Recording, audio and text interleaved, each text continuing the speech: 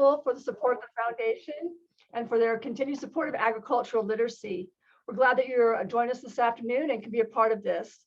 We encourage you to stay for each session. We have this one and one more this afternoon, but remember, the sessions will be recorded and will be available on the National Agricultural Classroom website as soon as we get those ready. And then this is a secondary track, but you have links to both the elementary and secondary tracks. So you're welcome to switch back and forth as appropriate and what you're interested in terms of seeing. During this session, listeners will be able to use the Q&A feature on your Zoom software there. And so as host, I'll make sure that I relay those questions to your presenter. Make sure that you check your email this week or very soon. We'll find out tomorrow, but in a couple of days, National Agricultural Classroom will be following up with you with a survey about the webinar. And we want to make sure that you send your feedback and your evaluation to make sure that we can meet your needs and provide further professional development for you. So without further ado, I'd like to introduce our next speaker. Jeri Fleming is with us this afternoon presenting on Riverology 101. Jeri has worked in the field of environmental education for 14 years. She's worked to educate both adults and children on best management practices to protect water quality in both rural and urban settings. She grew up on and ran a cattle ranch in Northeast Oklahoma. So Jeri, thank you very much for being with us today. I will set a timer for about 40 minutes. And then I will monitor the chat for you. If we have questions from our participants, I will interrupt as appropriate and ask those questions if that's okay with you. I'll turn my camera off, and in 40 minutes, I'll turn my camera back on. That way, you know you have about 5 minutes left, or if you end early and have time for questions, we can do that. So, okay. All right. I will let you take it away. Thanks, Jeri. Thank you, and we really appreciate the opportunity to share with you kind of what we're doing here in Northeast Oklahoma. You can see, and I'm trying to point, but behind me, that is actually Grand Lake. So that is the area where I work in, and kind of where the idea for Riverology 101 came from. Grand Lakes in Northeast Oklahoma, and it's a heavily used for recreation. So it has some kind of unique challenges. My co-presenter today was supposed to be Jacqueline Jaggers, and she had something come up that she couldn't join me. So I'm going to try to cover her part as well. If I can get my screen to, there we go. So the Grand River Dam Authority is actually a, we generate, transmit, and sell electricity to several municipalities throughout Oklahoma and electric cooperatives, as well as a group of industrial customers and some off-system customers across the 4-state region. We also sell electricity to the Southwest Power Pool, which supplies electricity to much of the central part of the US. We have one coal-fired plant that has been updated in the last few years. We have a combined natural gas cycle plant that at the time it was built was the most efficient gas plant, at least in the US, potentially in the world. We have 3 hydroelectric power projects, and then we also have some wind, and we've started looking at doing some solar as well. We manage 70,000 surface acres of lakes in the state. That would include Grand Lake, which is the one behind me. Downstream of that, we have Lake Hudson, and then we have what's called the WR Hallway Reservoir, which we call it locally the pump back, because we use that kind of like a battery for electricity. We pump water up into the lake at night when energy prices are low, and then release the water back down through the turbines during the day when we need to produce more energy. We also are responsible for the state's scenic rivers. We took that responsibility over in 2016. And then our enabling legislation that developed or formed the Grand River Dam Authority, we were actually formed as a conservation and reclamation district for the waters of the Grand River in Northeast Oklahoma. So I work in the Ecosystems and Watershed Management Department, and that's kind of where that authority comes from, is through our reclamation mandate. So this picture here, let me see if I can get a pointer to work. maybe not, is our coal fire and combined gas cycle, produces 495 megawatts of power.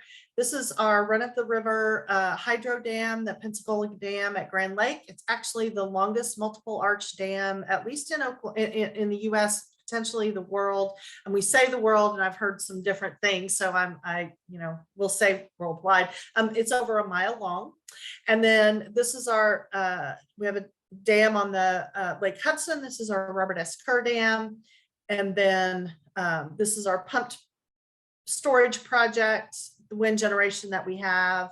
And then we have a Redbud power plant that we also then produce electricity through. So 25.5% of our energy portfolio is actually renewable energy. You're still wondering what's that got to do with me and Riverology 101, right? Well, we'll get to that. I can get my cursors to.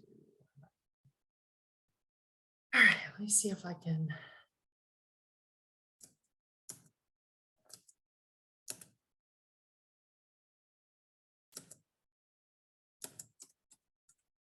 Not sure why it's not letting me advance my slide. I'm not hitting in the right place or what I'm doing. I love technology. It does not always let me back.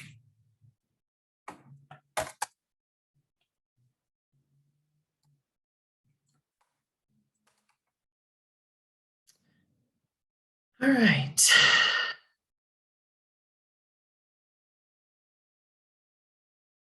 I apologize about that.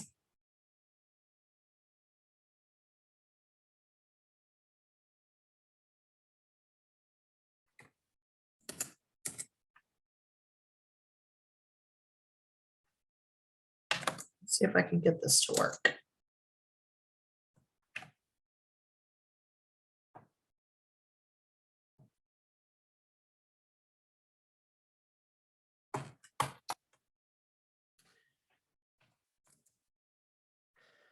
Let's try this.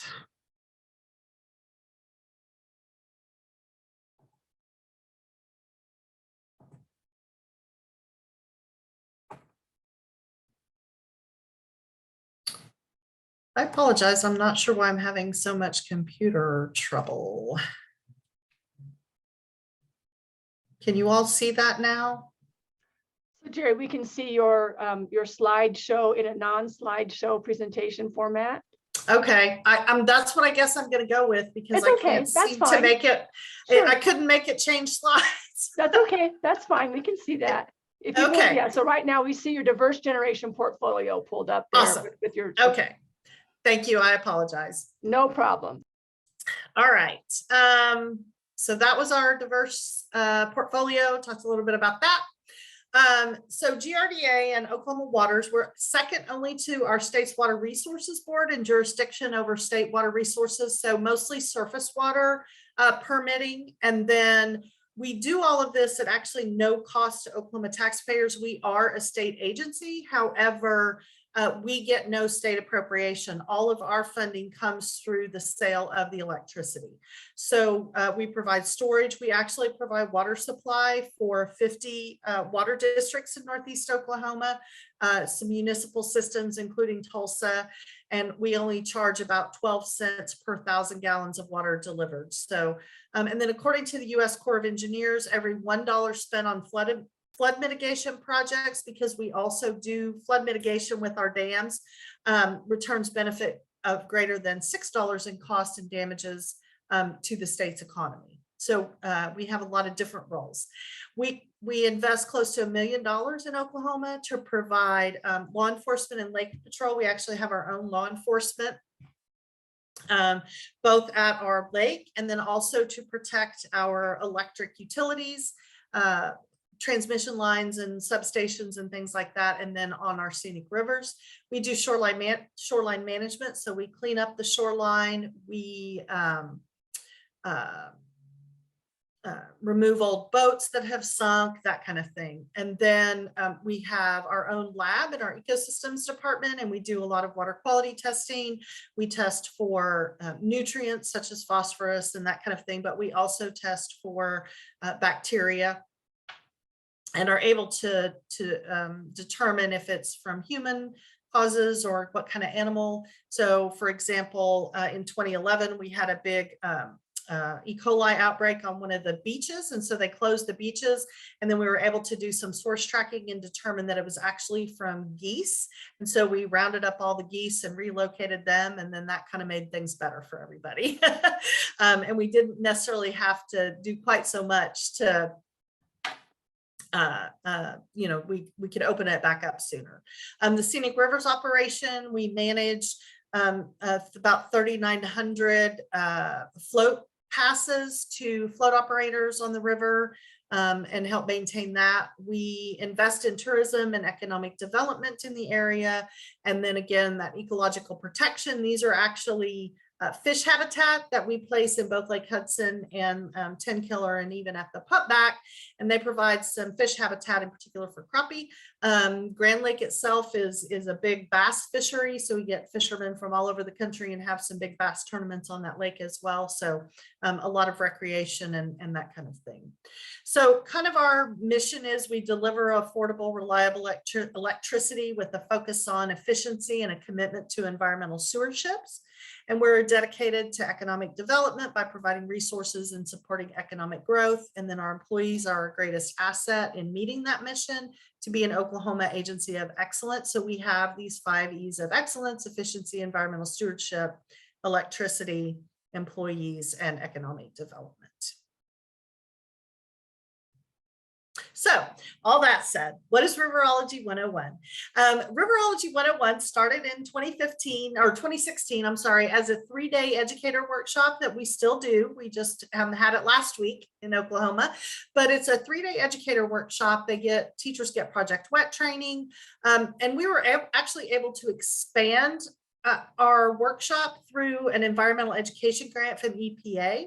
And one of the things that we did when we got that grant was develop a curriculum specific for 4th grade, specific to our watershed that still meets Oklahoma science standards. So it's actually 7 or 8 lesson plans you go through, and kids actually get to do some experiments and problem solve. So it addresses quite a few things. I'll talk a little bit more about that later. But the thing about the curriculum and why we're excited to bring it to Ag in the Classroom is it can easily be modified to fit your watershed. And I'm going to share with you some tools to be able to do that. So we'll start off a little bit with what is a watershed. I'm sure you all know this already, but it's just an area of land. When water falls on it, it drains to one location. It's affected by both point source and non-point source pollution. And those non-point source pollutions are things that we can't really control. So it's things like erosion. So as you start learning about the erosion process and land processes in 4th grade, it's a good way to talk about that. Agriculture runoff, and then also urban runoff. And so how does that affect our watershed? I think in Oklahoma, they have recently changed some standards to address, and maybe this is nationwide. I am not a teacher, although I do a lot of educating. I'm not a classroom teacher, so I'm not completely sure of all the standards, whether it's national or state, but looking at kind of the human land interaction and how we as humans impact the land and our environment. So this is an opportunity to kind of help show that. So this is just an example of the Grand Lake watershed, what our watershed looks like. So actually our watershed is a little unique in that it covers 4 states. We cover Kansas, Missouri, Oklahoma, and Arkansas. Most of the land in the watershed is in the state of Kansas. Most of the population, however, is in Southwest Missouri and Northwest Arkansas. Only about 8% of the population is actually in Oklahoma. So working with other states is important to us, and helping to share resources and that kind of thing.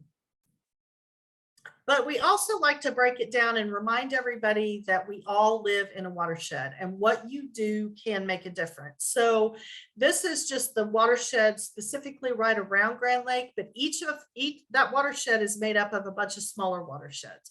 So whether you're in the Honey Creek watershed or the Horse Creek watershed or the Tar Creek watershed, what you do in your watershed can make a difference. And if enough people make a small difference, right, then it accumulates into a larger difference, and we start seeing protection or improvements in a larger spatial area. How landscapes impact water quality is any time we make a change on the landscape is going to impact how we what happens to that water that falls on our landscape. So when you have a natural area, you keep more of the water on site. So you could say it decreases runoff, but it only decreases it if you've developed it and turned it back into natural. If it's already natural, it doesn't have a lot of runoff. You infiltrate about 50% of the water that falls on that landscape and only run off about 10%. The rest of it is sent back into the atmosphere through evapotranspiration. So we allow more infiltration, and we reduce a heat island effect. So it's cooler in that area, right? How many of you have ever gone and stood next to a lake or a river, and or even woods? If you are in a park and one part of the park seems a little bit cooler, maybe it's more trees and there's some water over there, because all that kind of helps. But once you start increasing that impervious surface and start doing development, even small changes, 10 to 20%, now we're actually increasing that runoff because the water can infiltrate, because now we've reduced our infiltration rates from 21% or from 50%, down to 21%. So now we're infiltrating less water, and now so we've only decreased it by about 10% our infiltration, but we've increased our runoff by 50%, because we go from 10% runoff to 20% runoff. So now we're increasing how much water runs off, and we're reducing how much is actually evaporating. And then we do increase that heat island effect. The more concrete you have, the more impervious surfaces that are not evaporating water or transpiring it or whatever makes it hotter. And so once you get up to about 75% impervious surface or development, think about a downtown area, you're only infiltrating, if you're lucky, about 15%, but now you're running off about 55% of the water that falls on that area. And that's going to impact those people that live downstream. So that's a little bit about watersheds and how it works and what happens when you start developing. And those are some things that, maybe you're already talking to your kids in the classroom about, but some things to think about. And then the 4th grade curriculum that we've developed, we did it for 4th grade because that's where kids start learning about erosion, right? That's really when they start learning those physical sciences and a little bit more about erosion and that kind of thing. So they used kind of some cross-cutting concepts such as cause and effect and patterns. And so some of the lessons plans, it's kind of, if I do this, this is what happens. Or if I do this, this, and this, I get different patterns, whatever. And then we have the science and engineering practices. So you're going to plan and carry out an investigation. So we work with the students to say, okay, let's build a riparian area, and then see what we think is going to happen, talk about what we think is going to happen and then what's going to happen. Or let's tear all the trees away from an area and have no riparian buffer or no way to stop the water from flowing into a creek. And what do we think is going to happen? Let's test it out and see what's going to happen. And then they're able to collect some data, analyze it, interpret it. What does it mean? Did I get more pollution in my water when I left the trees in place, or did I get less? How much more? That kind of thing. And then figuring out how to construct explanations and design solutions. The explanation part is for science, and designing solutions can be more towards the engineering side. The disciplinary core ideas are looking at earth materials and systems. So how does that work together? And you can actually even touch on plate tectonics and large scale system interactions, as well as natural hazards. So think about flooding or even drought, and then designing solutions to those engineering problems that you're kind of coming up with. So the curriculum itself includes background information for teachers. So ours is specific to the Grand Lake watershed. So I'm sorry. So teachers within our watershed can talk about what the students are seeing around their homes. So we talk, we can talk about erosion and geologic erosion and talk about the Grand Canyon, but if we can also talk about it somewhere closer to home, a lot of times that clicks better with the students, right? So there is some background information about the Grand Lake watershed, some common water quality measures and problems. So phosphorus, for example, nutrients, phosphorus, nitrogen, ammonia, nitrogen, nitrates, nitrites, and then bacterias. And so what are some of those measures and what are some of the problems? There's a supply list of things that you would need to do the investigations. And then the 7 days of lesson plans, or I think it's really 8, because I think lesson number 7 can carry into 2 days. First, you introduce the phenomena, whatever that is, it's, erosion, the earth process, then exploring what that's going to be. And you do that for 2 or 3 classes, and then you explain the phenomenon and then elaborate it and then evaluate the understanding of what happened. So that's kind of just an idea of how they're kind of broken down. So these are the Oklahoma science standards that they meet. So students who demonstrate understanding can plan, conduct, investigate on the effects of water, ice, wind, and vegetation on the relative rate of weathering and erosion. So maybe these tie to your state standards as well. Students who demonstrate understanding can analyze and interpret data from maps to describe patterns in the earth features. And then finally, the standard about students who demonstrate an understanding can generate and compare multiple solutions to reduce the impacts of natural earth processes on humans. And then using the curriculum in your area. So again, ours is tied to the Grand Lake watershed. That's what it talks about within the curriculum.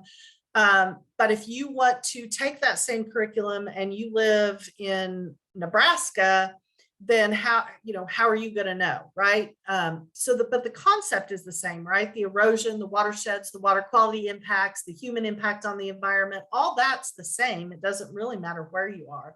The difference is making it local to your students. So bringing it home.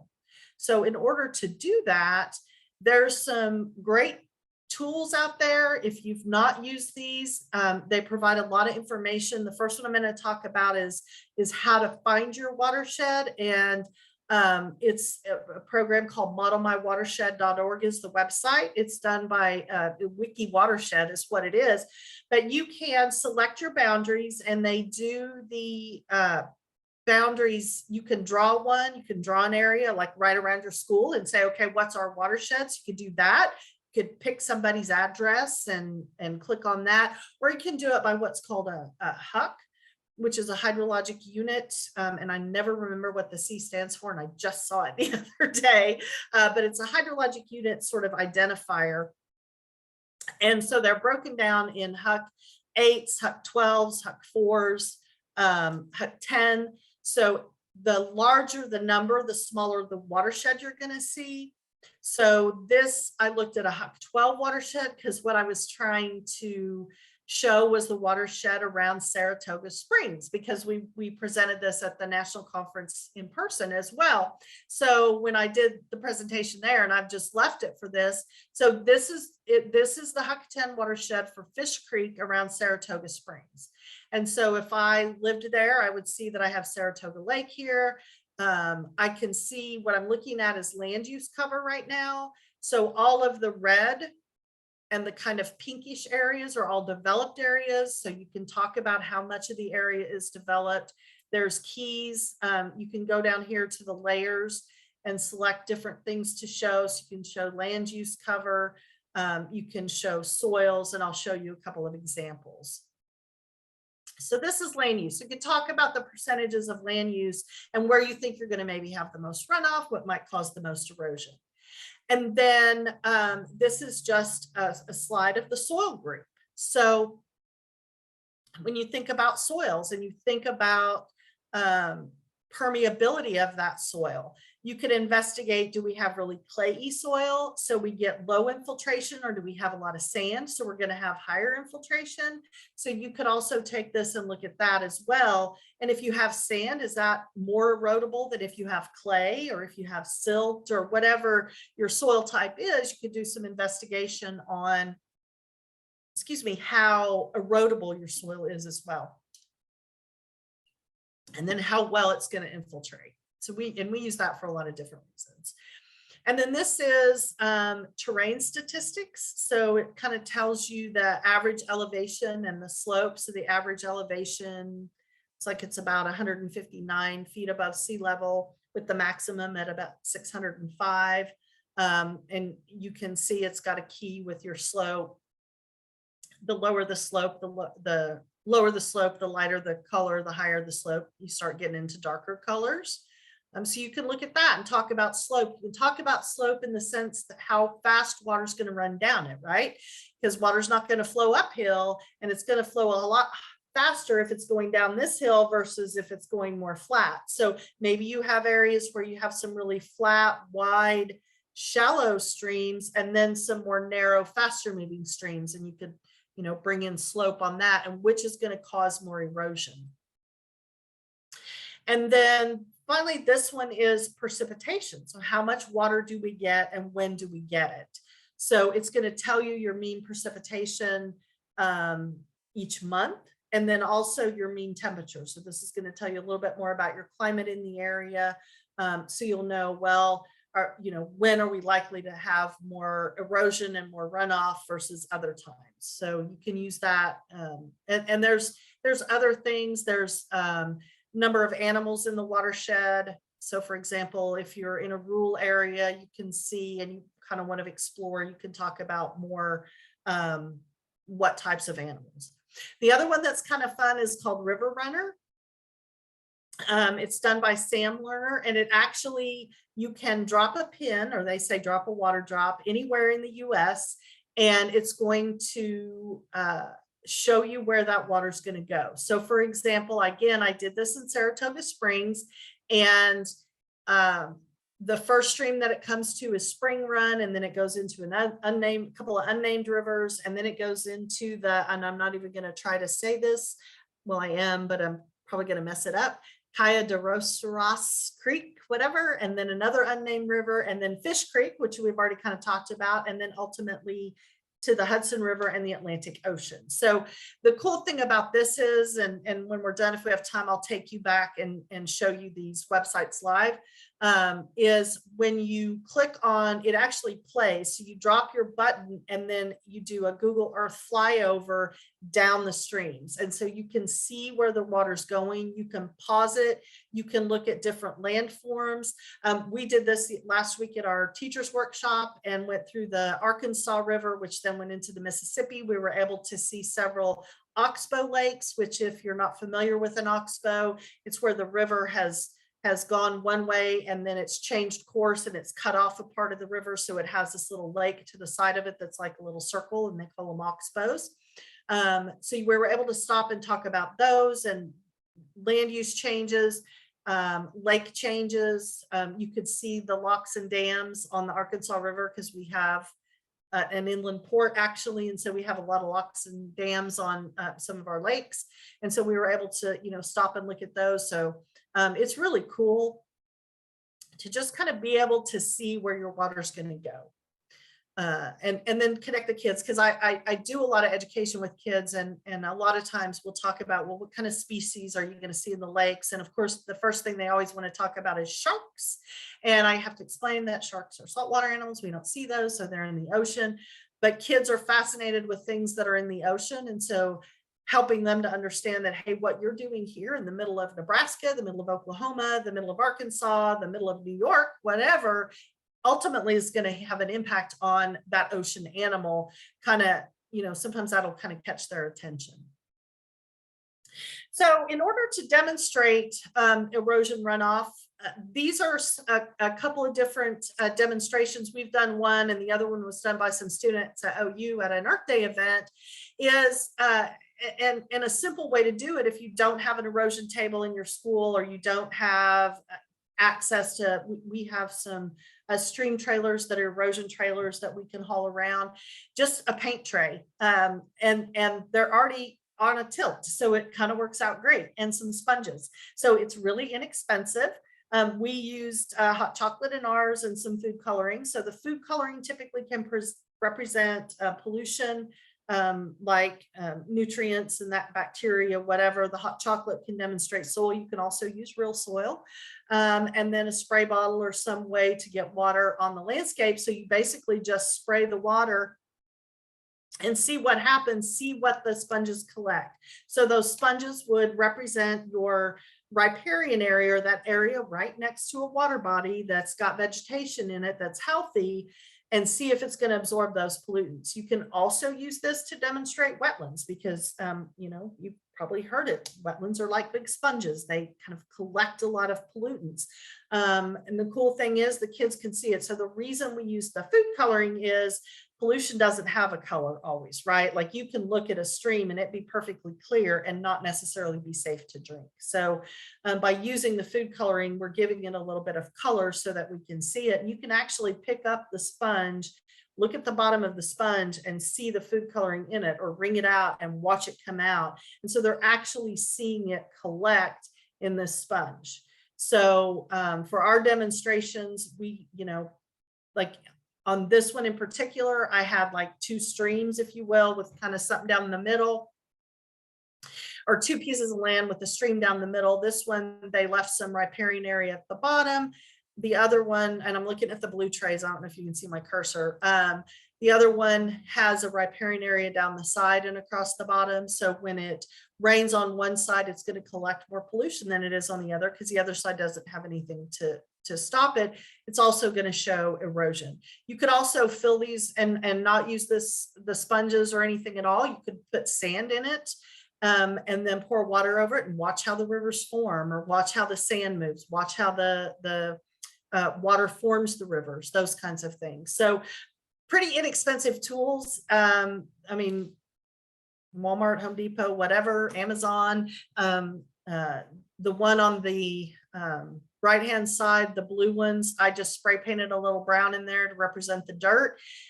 These were silver ones that they painted blue for the water and green for the grass. So you could do it however you wanted. You wouldn't even have to paint it at all if you don't want to. Another option for making kind of a rainfall simulator, if you will, is to take a 2-liter pop can, cut it in half, and then put soil in the bottom or some kind of, or just leave it blank. And you can show runoff that way as well. Just tilt it a little bit, leave the cap off the end, and then just pour some water over it and watch what happens with the erosion. Put something at the end to catch the water. And the nice thing about the paint trays is they have a lake at the end to catch the water. So that's one way to demonstrate it. And then this is just a short clip of our video that we show, which is probably not going to play because that's how technology's been with me lately. Oh, wait, maybe. There we go.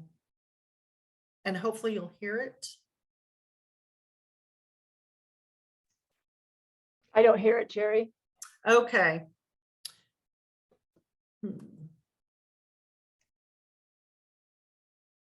That's, I don't know how to. Can you access it through your link? Can you go to that? Yeah, let me just go to the link and see if that works.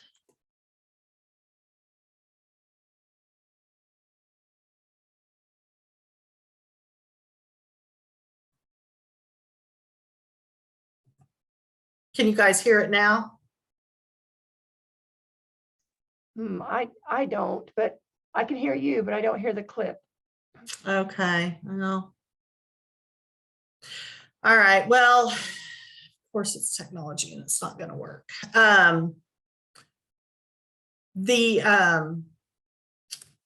Whoops. Let me go back to my presentation. So what we do with this video, this is a video that we developed that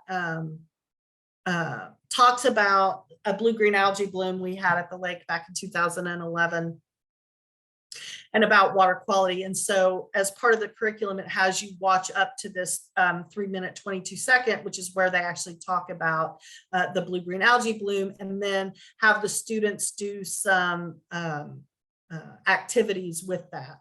So, if you have something in your area that's, not everybody gets a video made about their lake, but you might have information, you might find news stories and things like that that you can incorporate into the curriculum that will do that. And again, we've provided maps to the Grand Lake watershed. So this is just another map of the watershed itself and land uses, and that's included in the curriculum. And I'm not sure if I can upload the curriculum if they have access to what was done at the, because we did provide a copy of the curriculum to participants at the workshop. So if you all want the curriculum, we can certainly figure out how to get it to you if you want it.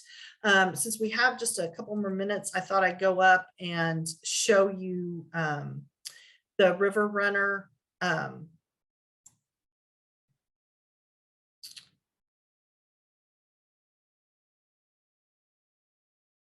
website, and we'll just pick a spot. I can kind of zoom in. We'll go into Iowa. Apparently I'm Chelsea, Iowa, and it's going to flow into the Mississippi River. So it'll actually start, and you'll then see how the land use is around the river. Obviously it does it from a little bit higher view, but you can pause it and look at it and talk about, maybe this is a place where the river has changed course, or right down here, the river has changed course, or we've put in a dam and built a lake, or the confluence on a bigger river. What does that look like? And so it's hard to tell. It looks like maybe this was an old channel, but this is actually the river now. So they've missed it a little bit with their drawing. And then it comes back in here. So, it just, to me, it's just kind of a cool thing to look at. You can see now it's flowing into the lake. And sometimes if you get a really good shot, because sometimes these satellite views are pieced together from different days, but sometimes, like, you can see it a little bit here where you're seeing different colors in the water. So sometimes you can actually see that impact in a lake where one stream comes in and it looks a little bit different.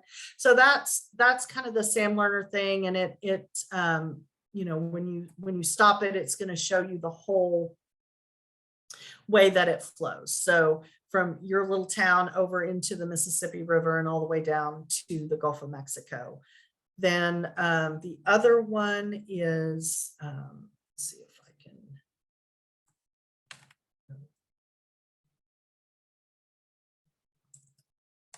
The model My Watershed, and hopefully you can still see this. So you just kind of get started. We're going to just do a boundary and do a HUC 12. That's a smaller watershed. And I'm just going to pick this one because that's where my map is, around Shoto, Oklahoma.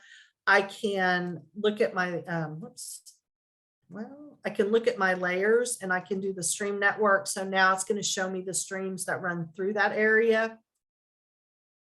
And here's where I can do my land cover grid, as well as, sorry, let me move that over here. I'm looking at the lower Shoto Creek watershed. So I'm looking at the streams now. So it tells me the stream miles in that watershed. I'm looking here at the land use cover. So what do I have? Most of it's pasture and hay. But I can also come over here and click and look at the 2019 National Land Cover Database, which is done by USDA and RCS. And I can see that I have a lot of pasture and hay that correlates to my colors. And then I can look at my soil groups. So this is where I'm making those changes. And then I've got to come over here and just click and see my percentages. So most of the time, what I have found is I don't find any water quality data, but it will tell me about the animals. So apparently there's 62,000 chickens in the area. How accurate this is, I don't know. This comes from the USDA, and I don't know how often they update it. So, but then again, you can switch to your elevation. You can, if you decide you want to draw a boundary, you can do that. And then you can change your base map. Right now it's on topography. I can also look at it in satellite and zoom in a little closer and, see what I can see. So it's just got some information that you can use in your classroom that's free and easily available if you want to use it. So with that, I'm pretty much done, and I'm happy to answer any questions, or if there's something else that you wanted to look at. If you're interested in, I'll put my contact information back up here. If you have any questions or want to contact either myself or Jacqueline Jaggers, if you want a copy of the curriculum, that kind of thing. Thank you, Jeri. So just make sure that I understand and our participants understand. In order to get this curriculum, I may have National Ag and Classroom reach out to you so that we get this information. Is that okay? If we? Oh yeah, absolutely. Okay. I mean, that would be helpful. EPA, we developed it with an EPA grant, and we would love to share it. So well, we would love to use it. You mentioned at the beginning of your presentation that probably most of us understand what a watershed is. I'm not sure that most of us do understand what a watershed is. And so I found this really fascinating. Great. And so National Ag in the Classroom will make sure that we reach out to you as we share resources and information with our participants following this webinar. Sure. I especially like the two sites that you showed us. We hear all the time that we all live downstream, and we hear that and we're like, oh yeah, maybe we understand that. But to see that, where the river flows, where the watershed goes, and all its impact, and especially the animals, I think students would be interested in terms of the flora and fauna that's impacted by a particular watershed. So I find that interesting. Can you share? Do you have any in doing these workshops? Are there any aha moments from students where they're like, wow, I didn't know that? Or what are their reactions? We do get that.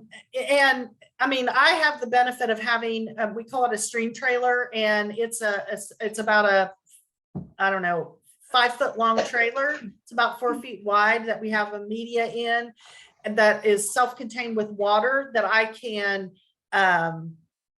what I generally do is I develop 2 streams in the trailer. One side is got no vegetation on it, and the other side I have kind of a fake vegetation that I use to show the erosion. And when they actually start seeing things falling in from the erosion, and they all want the house to fall in. So I have a farm, I have a farm and a house, and the farm's over there with its riparian area, and nothing ever happens to it. But then I've got this house, and I usually put the nicer house on the side with the erosion, because that's where they all want to live. They want to live in the pretty blue house or whatever. And then they start seeing, wow. And then we start talking to them about, does this ever really happen? And a lot of them are like, oh no, this would never happen. And so, that's kind of one of the ways that we get them. Is like, they never thought about it. The other activity that we do, and if any of you have ever done Project Wet, it's a really good one. It's called Sum of the Parts. And you give the kids a blank piece of paper, you draw a little blue line on it and say, okay, the bottom half of the paper is a river. The rest of the paper is, 160 acres of land, and you have all the money in the world that you need to develop whatever you want. And you have them work in small groups and draw out whatever they're going to build. Sometime, I've had them build amusement parks and all kinds of things. And then you try to kind of have even numbered groups. And so then when you put the pieces of paper together, you put one on top of the other and in a line, so it forms a river. And then you ask the kids which way they want the water to flow. And the kids at this end that see that there's pollution, they wanted to go that way, and then the other kids wanted to go a different way. And so it's kind of funny to watch them like realize that, oh wait, if they're doing this up here and I'm doing this down here, it's going to impact me. So that's interesting. And I think it's important for students to be able to model that. You mentioned that, and the next generation science standards, the 3D science that you incorporated in that lesson, those lessons I think are very, very important for those students to be able to actually model that and see that for themselves. So thank you. And I appreciate you being here. Thank you so much for your presentation and the resources that you shared with us. And I think this presentation will lend itself very nicely to our next presentation from Andrea Gardner, who's going to talk about climate change.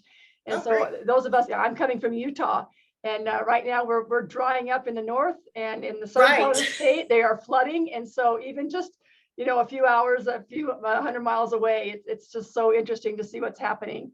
And And now someone asked about finding the lesson. And so we will make sure that we share this resource. Jeri agreed to share that with National Ag in the Classroom. So those of you who are interested in this lesson, we will make sure that National Agriculture in the Classroom follows up with that resource in the information email. So watch for that, and we will make sure that we get that resource to you. So thank you, Jeri, very, very much. Thank you. Thank you. Our next presentation will begin right at the top of the hour. And so take a quick break, get yourself a